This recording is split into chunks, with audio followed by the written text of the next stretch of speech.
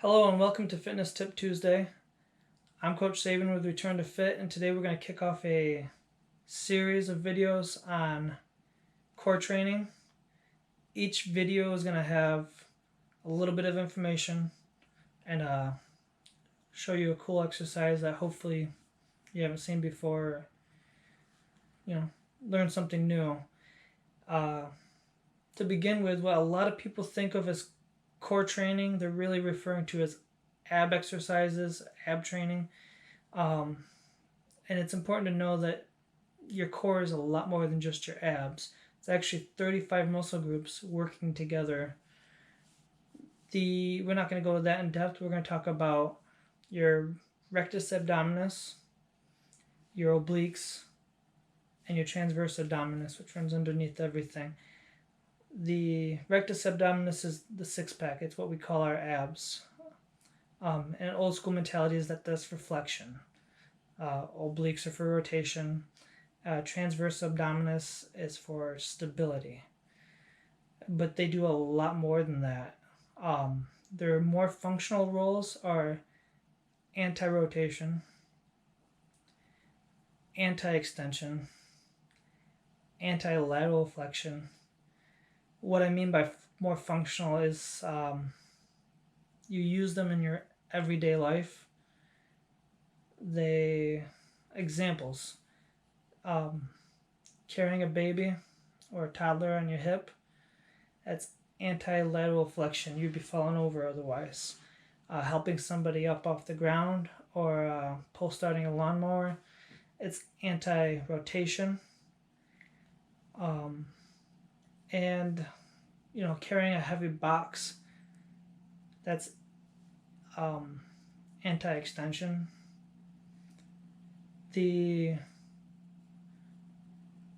interesting thing about thinking of training this way, old school training, you did a lot of crunches, a lot of sit-ups, a lot of Russian twist, and it's actually quite bad on your back, your spine, your lower back. And for people who already have back problems, those movements could actually make those back problems worse. The really cool thing about core training now is, in thinking along these more functional roles, is it's actually safer to train that way, and it's more functional. You get more out of it. It translates to real life a lot more. So that's a really cool thing. We're going to wrap it up right there and move on to the exercise part. And we'll dive in deeper next week. So for this week's exercise, is really I'm going to show you a couple varieties. The positioning is really the cool thing. So it's a C-sit. And you can get creative with the C-sit. You can do all kinds of things from here to make this challenging. Your butt's on the ground, feet on the floor, you're leaning back at a 45-degree angle. Already you're feeling your core engage to hold this position. And then from here, what I really like about the C-sit position is it's scalable.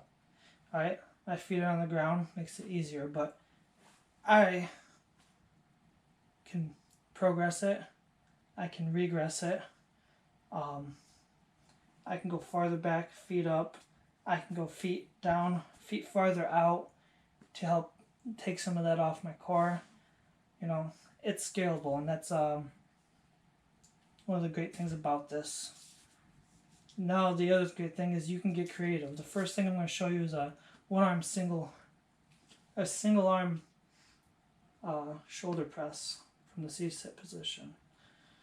You just, from the shoulder, extend straight up, and what you're getting is a anti-rotational force here from your obliques because of the weight that's offloaded,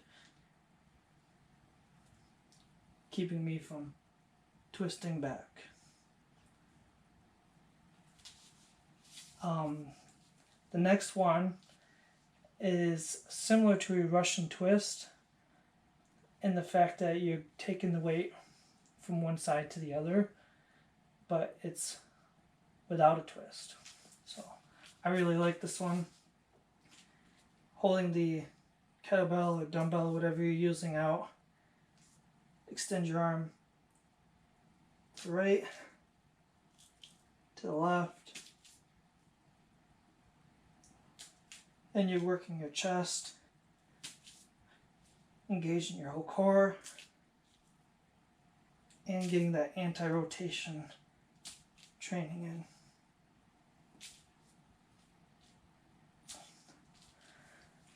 And the last one throws in the wood chopper movement, lumberjacks, however you guys want to call it.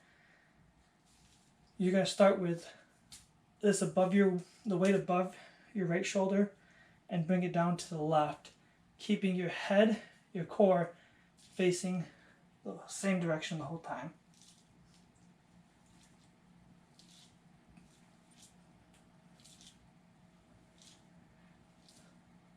And then of course you'd repeat from the other direction. And that's it for today. Tune in next week for a little more information and a new exercise. Thank you.